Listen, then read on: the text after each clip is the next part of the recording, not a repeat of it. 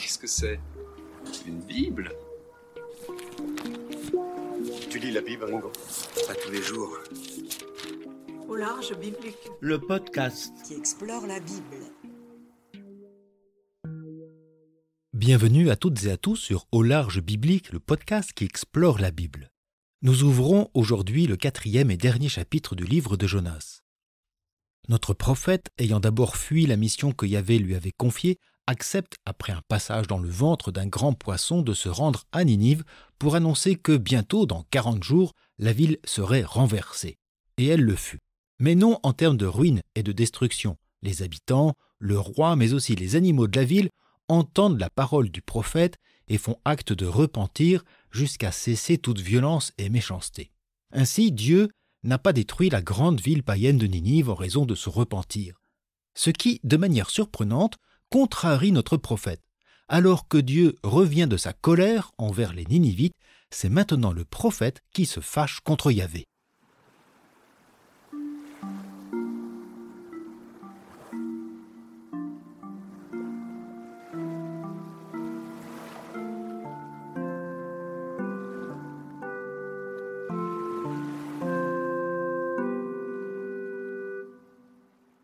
Avant d'écouter notre passage, j'aimerais souligner combien le livre de Jonas a de quoi déboussoler son lecteur croyant qui ne peut s'attendre à toutes ses attitudes. Celle d'un prophète de Yahvé qui refuse d'écouter son Dieu, celle des cruels et mauvais Ninivites qui se repentent de leurs méfaits, et celle de Dieu qui leur accorde sa grâce. Et bientôt le lecteur pourra s'étonner de la réaction du prophète. Rien ne correspond à l'ordre des choses, rien ne ressemble au récit attendu d'un prophète qui annonce la ruine d'une ville païenne, de la continuelle perversité de ses habitants amenant la sanction terrible de Dieu détruisant la ville. Le livre de Jonas, écrit un siècle après la destruction de Ninive, sous les coups du roi babylonien Nabopolassar en 612, ne reprend pas les oracles habituels contre l'oppression des empires. Le livre du prophète Naoum disait à propos de Ninive, peu après sa destruction, au chapitre 3, « Malheur, une ville sanguinaire toute pleine de fraudes et d'escroqueries dont les rapines sont incessantes. À cause des multiples débauches de la prostituée habile en sorceleuse, d'une grâce exquise qui asservissait les nations par ses débauches, les peuplades par ses sortilèges, me voici contre toi, oracle du Seigneur de l'univers. Je retrousse ta jupe jusqu'à ta figure pour exhiber devant les nations ta nudité, devant les royaumes ton infamie. Je te couvre d'ordures pour te flétrir et de toi faire un exemple. Aussi, quiconque te voit s'enfuit en s'écriant « Ninive est dévastée ». Qui aurait pour elle un geste de pitié? Pour toi, où chercherais-je des consolateurs? Le livre de Jonas prend le contre-pied de l'oracle de Naoum. Selon notre auteur, Ninive est sauvée. Mais comme nous sommes en présence d'un récit fictionnel, Ninive n'est pas seulement la capitale du cruel empire néo-assyrien des 8e et 7e siècles, empire qui a détruit Samarie et soumis les rois de Juda. Ninive représente plus que cela. La ville sert à exprimer le rapport entre Dieu et les nations païennes, comme nous allons l'entendre. Ninive est surtout un prétexte pour critiquer l'attitude de Jonas et révéler la miséricorde de Yahvé.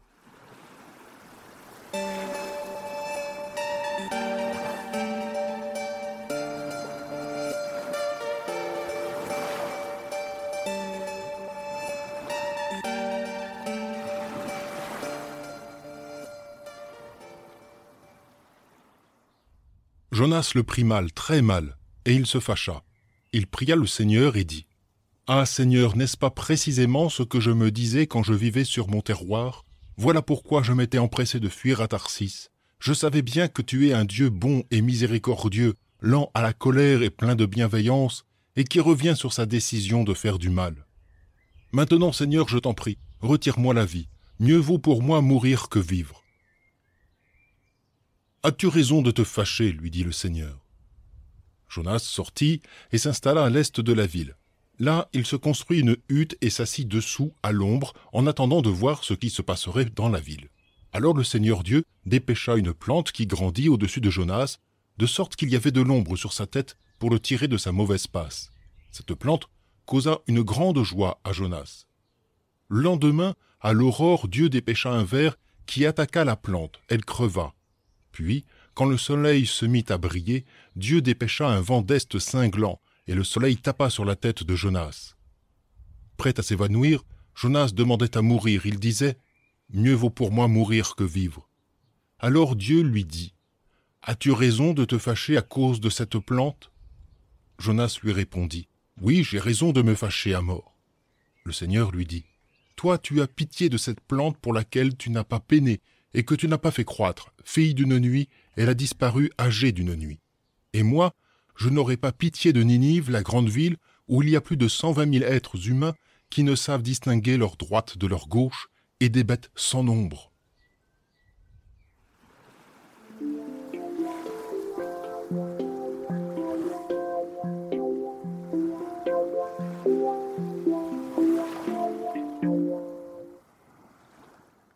Ce chapitre 4 comporte 3 parties bien distinctes. Nous avons d'abord entendu une première réaction de Jonas qui, voyant la ville sauvée, s'exclame « Mieux vaut mourir que vivre », section conclue par la remarque de Yahvé « As-tu raison de te fâcher ?» Cette première partie nous fait entendre les raisons de la colère de Jonas. Puis, deuxièmement, à l'écart de la ville, vient l'épisode de la plante qui pousse puis meurt et qui sert de parabole au récit. Les dialogues ne sont pas présents dans cette section qui fait seulement écho à la même plainte de Jonas « Mieux vaut mourir que vivre ». Enfin, dans la troisième et dernière partie, Yahvé répond au désespoir de son prophète en commençant par la même remarque « As-tu raison de te fâcher ?» Comme on l'entend, ce passage est assez bien construit avec ces 3 parties qui s'interpellent « colère et plainte de Jonas »,« parabole de la plante », puis réponse de Yahvé. Mais bien plus, cette section conclusive au livre renvoie aux épisodes précédents. Jonas donne enfin les raisons de sa fuite première allant jusqu'à s'embarquer pour Tarsis. Le récit oblige ainsi son lecteur à reconsidérer l'épisode de la tempête. De même, la réponse de Yahvé va donner l'interprétation de son action favorable envers Ninive. Et on pourrait également faire le parallèle entre l'intervention de Dieu à travers des éléments naturels, le vent violent, la tempête, le poisson, et maintenant la plante et le ver et le vent d'est.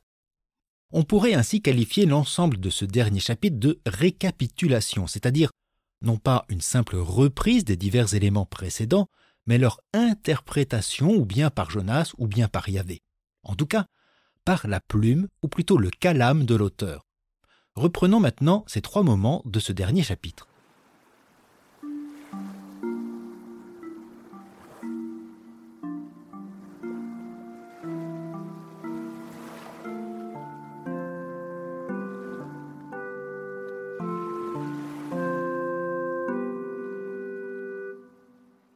Commençons par la réaction surprenante de Jonas. On aurait pu penser, surtout nous, lectorat du XXIe siècle, que Jonas se réjouisse de ce changement moral des Ninivites et de la grâce accordée par Yahvé en faveur de la ville. Or Jonas est sans dessus dessous. Sa foi est retournée, mais pour se remplir de colère. En voyant la ville sauve, Jonas le prit mal, très mal, et il se fâcha, il pria le Seigneur. C'est la seconde fois que Jonas prie son Dieu. Mais le contenu de sa prière ne sera pas la même que celle exprimée depuis le ventre du gros poisson. Cette fois, sa prière depuis le ventre de la grande ville rapporte les raisons de son ressentiment à l'égard de Yahvé. Pourquoi cette réaction de la part de Jonas ? Qu'est-ce qui a rendu notre prophète aussi ronchon ? Le récit lui donne la parole et Jonas de s'expliquer enfin. On soulignera la difficulté de ce prophète à s'expliquer en vérité face à son Dieu. Car Jonas, selon ses propres paroles, est au plus mal face à la décision de Yahvé, et cela dès le début de notre histoire. Il raconte ainsi les raisons de sa fuite vers Tarsis. « Si je m'étais empressé de fuir à Tarsis, c'est que je savais que tu es un Dieu bon et miséricordieux, lent à la colère et plein de bienveillance, et qui revient sur sa décision de faire du mal. » Autrement dit, dès son appel, depuis sa terre d'Israël, Jonas devinait que sa mission consistait à servir cette miséricorde de Dieu auprès d'un monde païen, pourtant plein de méchanceté et de violence. D'autant plus que Ninive est le symbole même de la tyrannie et son armée était des plus cruelles.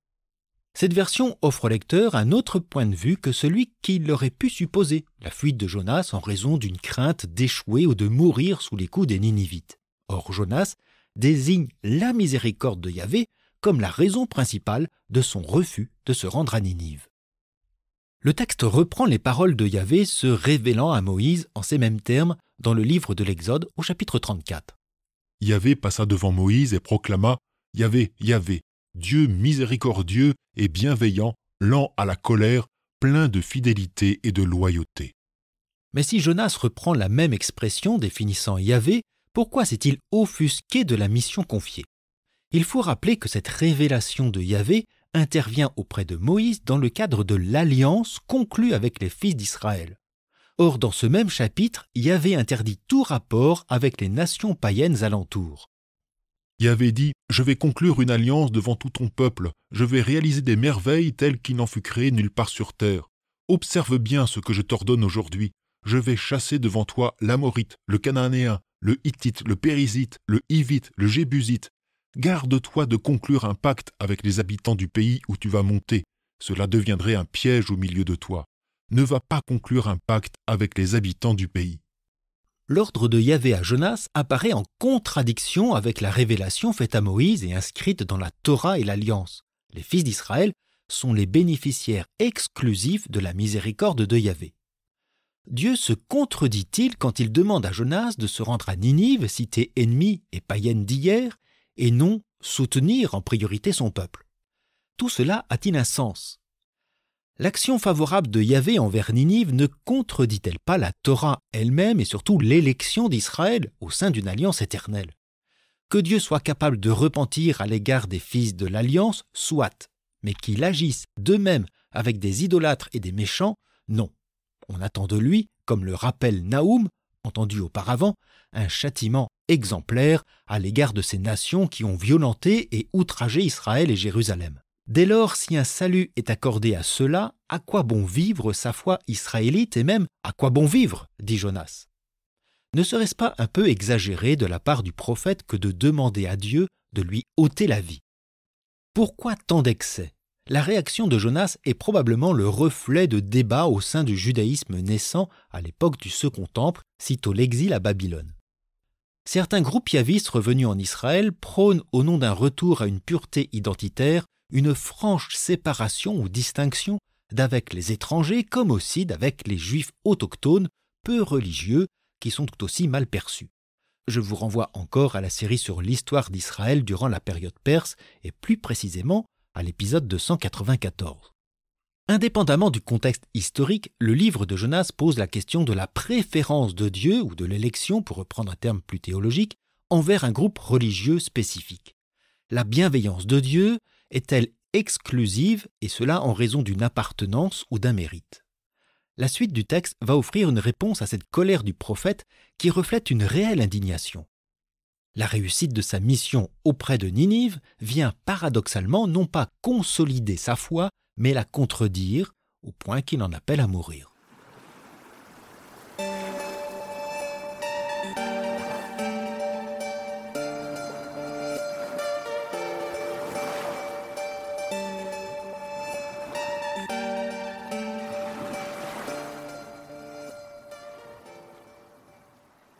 Ce n'est pas la première fois que le prophète exprime le souhait de mourir et ce ne sera pas la dernière. Rappelez-vous, Jonas avait demandé à être passé par-dessus bord pour, maintenant on peut mieux le comprendre, non pas pour sauver des passagers mais pour fuir définitivement sa mission. Il faudra l'expérience du salut divin, via le ventre du poisson, pour que Jonas accepte finalement l'ordre de Yahvé. Une mission qu'il exécute de manière assez expéditive en traversant la ville. Mais pourquoi maintenant demander à Yahvé « Retire-moi la vie, mieux vaut mourir que vivre ». Il faut commencer par la première section de sa demande. « Retire-moi la vie ».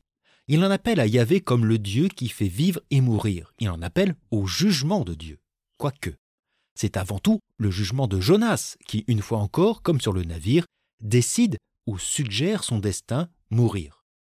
Pourtant cette fois, en raison de son obéissance à Yahvé et du succès de sa mission, rien ne permet de trouver un motif de condamnation. Comment comprendre cette réaction? On peut y entendre l'expression d'une injustice ressentie à l'extrême. Si Yahvé a sauvé Ninive, c'est qu'il les préférait à Israël. Une interprétation juive va en ce sens et explique que si Jonas refuse de se rendre à Ninive, c'est qu'il craint que Dieu se soit définitivement détourné d'Israël pour privilégier les nations païennes. Selon cette lecture, Jonas conçoit donc cette future mission à Ninive comme un signe de la condamnation des Israélites. D'où cet appel au jugement. « Retire-moi ma vie ». C'est cette perception d'un rapport antinomique entre Israël et les nations que le texte va corriger par la suite. Outre cela, cette demande de Jonas évoque celle du prophète Élie dans le chapitre 19 du premier livre des rois. Celui-ci disait « Maintenant, Yahvé, prends ma vie, car je ne vaux pas mieux que mes pères. » Le texte invite le lecteur à faire mémoire de ce prophète pour le comparer avec Jonas. J'ai déjà évoqué les parallèles entre Jonas et Élie, un récit plus ancien. Les deux prophètes, à un moment donné, s'enfuient, demandent à mourir jusqu'à ce que Yahvé envoie un signe avec les corbeaux pour Élie et avec le poisson et la plante pour Jonas. La mission d'Élie est, elle aussi, en lien avec l'idolâtrie, mais avec celle des fils d'Israël corrompus par la reine Jézabel. Par la démonstration puissante du feu, Élie a montré la supériorité de Yahvé, il a fait tuer les prophètes de Baal. Cependant, il doit fuir la colère de Jézabel et le prophète ressent profondément l'échec de sa mission. La puissance de Yahvé démontrée n'a rien changé. Inutile de poursuivre, mieux vaut la mort, dit-il. Alors sur le mont Horeb, Yahvé se révèle à Élie non pas dans des signes flagrants et terrifiants, mais dans le silence ténu d'un murmure, une présence de Dieu qui contraste avec la cruauté et la violence dont Élie a fait preuve. Je résume, vous pouvez réentendre ce passage du cycle d'Élie et son commentaire sur le podcast aux épisodes 136 et 137. Il est vrai que Jonas est le prophète qui a réussi la mission confiée. Cependant, il espérait lui aussi une manifestation terrifiante et définitive de Dieu contre Ninive. Or voici que Dieu se révèle à ce monde païen, comme il s'en doutait, miséricordieux face à la sincérité de leur repentir, comme silencieux face à leur cruauté d'hier.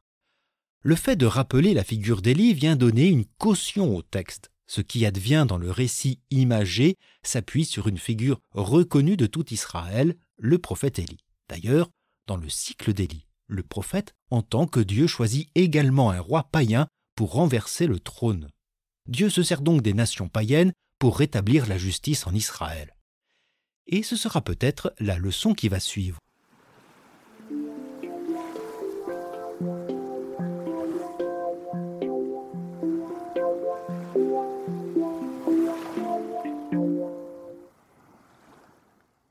La colère de Jonas l'amène à se mettre à l'écart de la ville, sous une petite hutte. Le texte est assez ironique. Jonas sortit et s'installa à l'est de la ville. L'expression fait explicitement référence à l'expulsion de Caïn qui partit se réfugier à l'est d'Éden en Genèse 4,16, s'éloignant de la présence du Seigneur. Ce parallèle provocateur place Jonas dans les pas du fratricide Caïn et présente Ninive comme un nouvel Éden. Jonas ne souhaite-t-il pas encore la mort des Ninivites et attend-il depuis sa hutte de voir la ville enfin châtiée par la puissance de Dieu? Ce n'est pas la première fois que Jonas se met à l'écart. Rappelons-nous qu'il avait pris place dans la cale quand tous s'agitaient sur le pont pour sauver le navire. J'avais suggéré alors que cette prise de distance pouvait montrer ce désir de séparation entre le pur religieux yaviste et les mécréants idolâtres. Jonas, malgré l'action divine favorable, se met-il encore à l'écart de ce monde païen. Son refuge est une hutte, en hébreu souka, qui rappelle celle de l'exode des Hébreux marchant vers la terre promise, exode célébré lors de Sukkot, la fête des huttes ou des tentes, selon Lévitique 23. La hutte pourrait jouer un rôle symbolique dans ce passage. Outre cette mise à l'écart, elle rappelle autant ce peuple israélite migrant, mais aussi la hutte cultuelle abritant au temps de David l'arche d'alliance.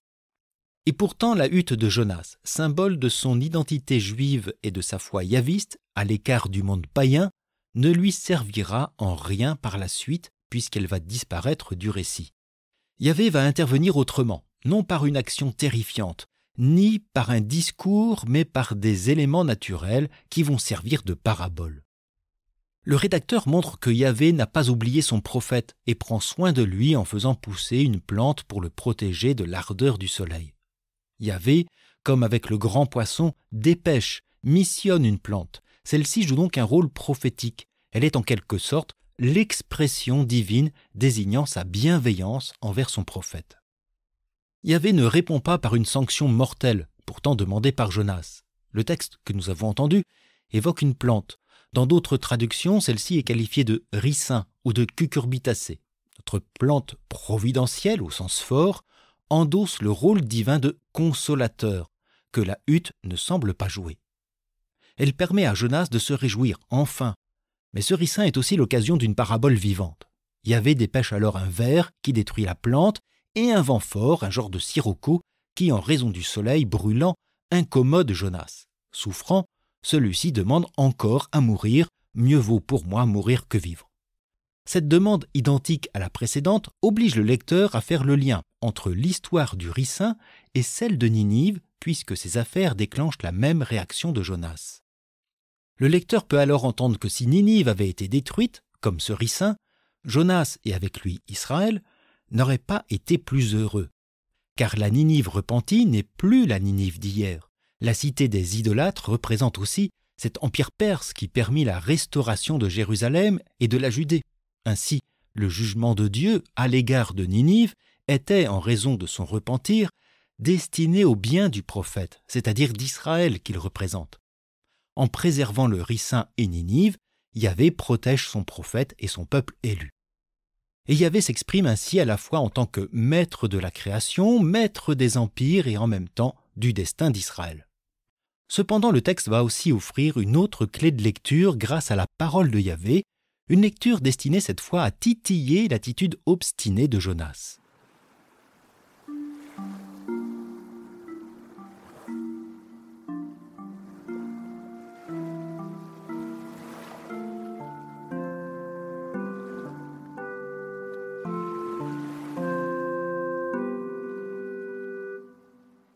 À la plainte de Jonas « Mieux vaut pour moi mourir que vivre », Dieu répond encore une fois de la même manière « As-tu raison de te fâcher à cause de cette plante ?»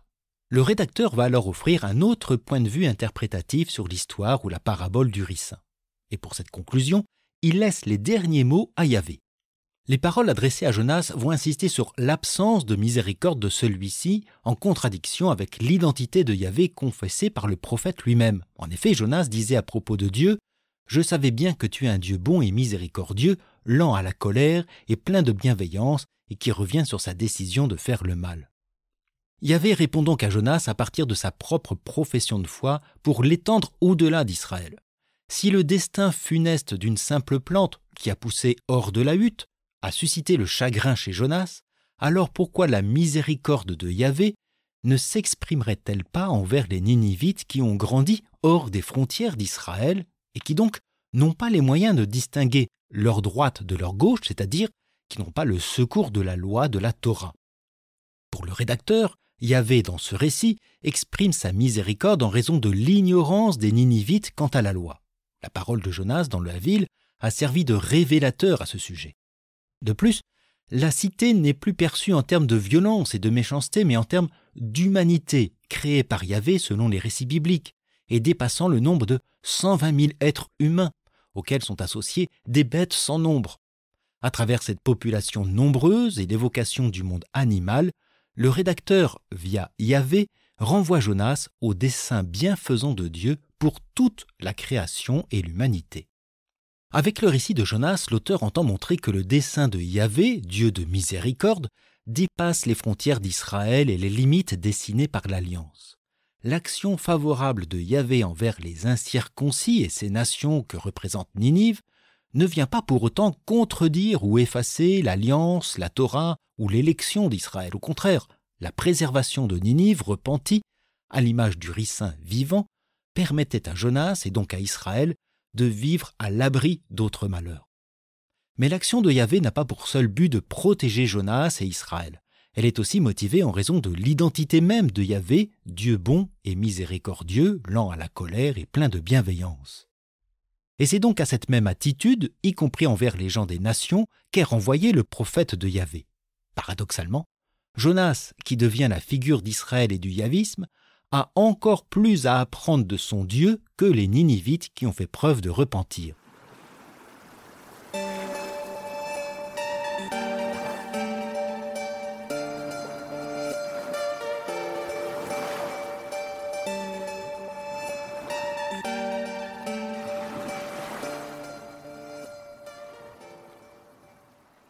La fin du livre peut nous surprendre et nous laisser sur notre faim. Le rédacteur ne rapporte aucune réaction de Jonas suite à la réponse de Yahvé. c'est bien ce dernier qui a le dernier mot et non son prophète. Le yavisme, représenté par Jonas, courant qui préconise des mesures drastiques de pureté et de séparation d'avec tout impur, privilégiant des frontières et une identité nationale protégée par Yahvé, ce yavisme-là n'a pas le dernier mot et est renvoyé à sa propre confession de foi. C'est au tour de Jonas d'accueillir la réponse de Dieu, c'est-à-dire de se conformer à sa miséricorde et à son action favorable envers des gens des nations. Pour autant, comme on l'a vu, le livre ne remet pas en cause l'alliance et l'élection d'Israël. C'est bien à Jonas que Dieu s'adresse toujours, et c'est à Jonas de devenir son prophète, y compris au milieu des nations, rappelant ainsi la vocation du prophète Jérémie peu avant l'exil à Babylone. « Avant de te façonner dans le sein de ta mère, dit Yahvé à Jérémie, je te connaissais. Avant que tu ne sortes de son ventre, je t'ai consacré. Je fais de toi un prophète pour les nations. » Cette vocation du prophète est aussi la vocation d'Israël en faveur des nations et se retrouve également dans le livre du prophète Isaïe, au chapitre 49. « C'est trop peu que tu sois pour moi un serviteur en relevant les tribus de Jacob, en ramenant les préservés d'Israël. Je t'ai destiné à être la lumière des nations, afin que mon salut soit présent jusqu'à l'extrémité de la terre. » Le livre de Jonas, quoique fictif, rappelle cette conviction que l'alliance et l'élection d'Israël n'existent pas pour demeurer comme en une citadelle en vis-à-vis des nations païennes. Alliance et élection sont destinées à rayonner au-delà des frontières géographiques et religieuses d'Israël. Cette conviction sera bien sûr reprise par la tradition chrétienne. La prochaine fois, nous nous intéresserons à ces diverses interprétations du livre depuis le Nouveau Testament jusqu'à aujourd'hui. D'ici là, je vous souhaite une bonne journée, une agréable soirée, et je vous dis à bientôt sur Au Large Biblique.